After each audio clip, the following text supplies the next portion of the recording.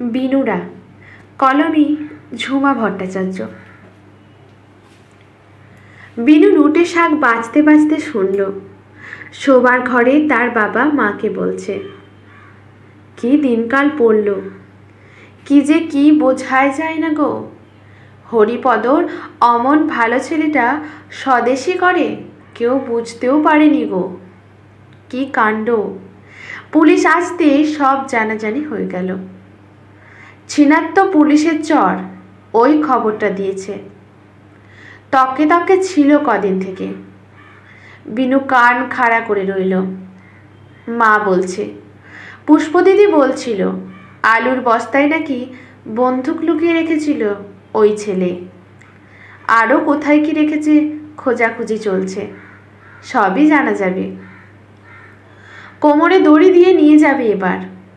মা গো মা, ওই ছেলের কাছে আবার বিনু পড়তে যেত। কি যে পড়াতো কে জানে বাবা। পেটে পেটে কত শয়তানি। হরিপদ ঠাকুরপো এবার বুঝবে কত ধানে কত চাল। বিনু শাক রেখে উঠে এসে বলল, মা, শয়তানিটা কিসের?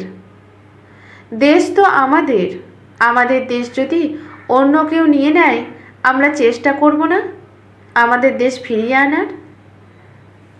বিনুর মা গালে হাত দিয়ে বলল, এসব কি বলছিস হতভাগী মেয়ে, চুপ কর। বিনু বলল, ঠিকই বলছি মা। এই সেদিন তোমার উঠোনে দড়িতে মেলা লাল ডুরে শাড়িখানা দুপুরবেলা কেতুর মা নিয়ে চলে গেল। তুমি জানতে পেরে ওদের বাড়ি থেকে শাড়িখানা নিয়ে এলে ঝগড়া করে। কেন মা? শাড়িটা কেতুর মাকে দিয়ে দিলেই পারতে তুমি।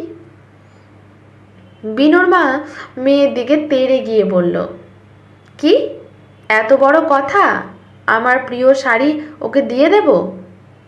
বিনু সরে গিয়ে বলল, একই তো কথা হলো মা।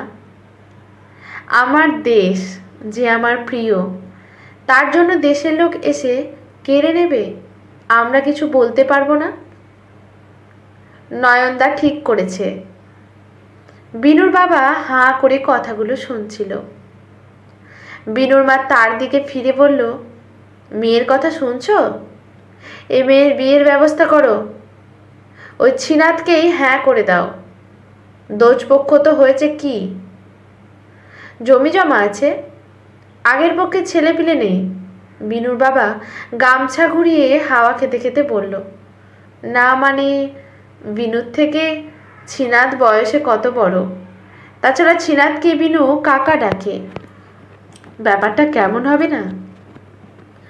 বিনুর মা বলল, হোক গে কেমন, কোনো দেনা পাওনা নেই। বিনুর বাবা বলল, না না, ওই ছিনাতকে আমি জামাই বলে মানতে পারবো না। আমাকে যদিও দাদা ডাকে, কিন্তু জানি ব্যাটা আমার থেকে বয়সে বড়। আমার 13 বছরের মেয়ের সাথে ওই কাদা খোঁচার বিয়ে কিছুতেই দেব না, এই বলে দিলুম। বিনুর মা বলল, কাদু বলছিল ছিনা তোকে বলেছে নতুন বউকে সোনা দিয়ে মুড়িয়ে দেবে। বিনুর বাবা বলল, হ্যাঁ, ওর মুরদ খুব জানা আছে, হাড় কেপ্পন। আমি পাশের গায়ে নিধির সাথে কথা বলবো, ওর ছেলেটি বেশ।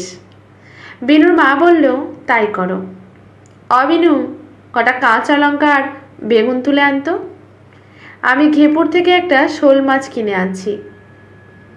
শুনলাম অনেকগুলো শোল মাছ ধরেছে নাকি। ও বাড়ির দিদি দুখানা নিয়ে এলো। নিজের ঘরে গিয়ে বিনু একটা টিনের বাক্স খুলল। তাতে একটা ধারাপাত, একখানা স্লেট পেন্সিল আর গোটা 6 বোমা। বোমাগুলো নয়নদার লুকিয়ে রাখতে বলেছিল। বিনু নয়নদার কাছে লেখাপড়া শিখে। গতকাল নয়নদা বলেছিল, জানিস আমার ওপর পুলিশের নজর আছে, পালাতে হবে। এগুলো এখন রাখ তোর কাছে, আমি পরে নিয়ে নেব। তুই কাউকে এগুলোর কথা বলবি না। আর একটা কথা, আমি চলে গেলে তুই কিন্তু লেখাপড়া ছেড়ে দিস না। জানবি প্রকৃত শিক্ষাই জীবনের মূল মন্ত্র। শিক্ষাকে ছাড়িয়ে দিতে হবে, বুঝলি? না হলে কেউ জানতেই পারবে না তারা এক অদৃশ্য শৃঙ্খলে শৃঙ্খলিত।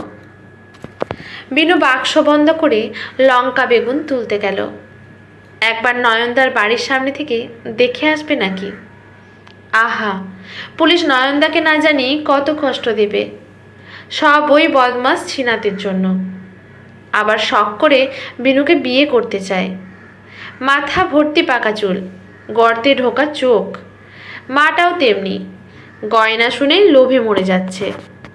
এর জন্যই শিক্ষার দরকার। মা কতটা লেখাপড়া শিখেছে কে জানে। মাসে একটা মামা বাড়িতে পোস্ট কার্ডে চিঠি দেয়, সেটাও বিনিকে দিয়ে লেখায়। মা ঘেপুদের বাড়ি যাবে। ওখানে গেলে মা খুব গল্প করে ঘেপুর বউয়ের সাথে। ও মা গো, নয়নদাকে কোমরে দড়ি বেঁধে নিয়ে যাচ্ছে। ও কি, কিসের আওয়াজ? বোমার মতো চারিদিকে ধোঁয়ায় ধোঁয়া। দুজন মাটিতে গড়াগড়ি খাচ্ছে। ছিনাদ মাটিতে বসে পড়েছে। নয়নদা দৌড় লাগিয়েছে নদীর দিকে। কাউকে আর ধোঁয়ার মধ্যে দেখা যাচ্ছে না। আবার একটা বোমা। এ কি কাণ্ড! বিনুর মা মাছের ঝুড়ি থেকে বোমা বের করে ছুটছে ছিনাদের তেঁতুল গাছের আড়াল থেকে। কি চালাক দেখেছ? কেউ দেখতেও পাচ্ছে না। নয়নদা এতক্ষণে নদীর ঘাটে পৌঁছে গেছে। বাড়িতে এসে বিনু বাক্স খুলে দেখল বোমাগুলো নেই। বন্দে মাতরম। আজকের গল্পটি এখানেই সমাপ্ত। স্বাধীনতার এই গল্পটি আপনাদের কেমন লাগলো অবশ্যই কমেন্ট করে জানাবেন। লাইক শেয়ার করে পাশে থাকবেন। ইউটিউব থেকে দেখলে চ্যানেলটি সাবস্ক্রাইব করে নেবেন।